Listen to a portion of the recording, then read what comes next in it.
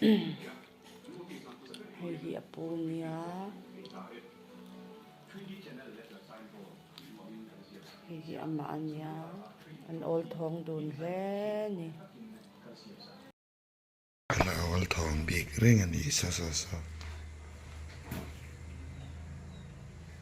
Hello har to ni.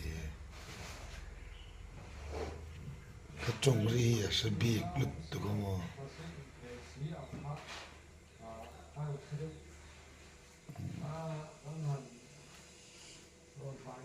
Tôi không cần mua về lúc anh ấy mấy giờ thì là về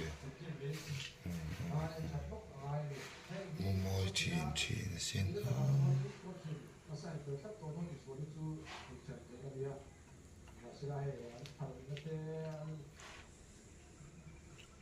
bên sợi không có cái lâu mua về lúc cái lâu mình nghe mình liền rồi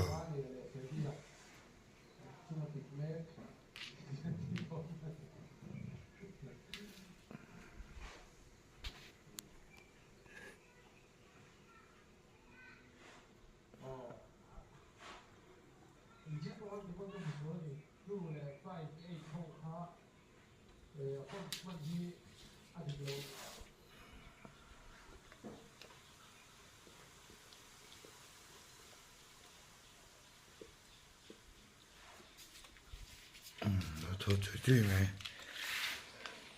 thôi chơi mày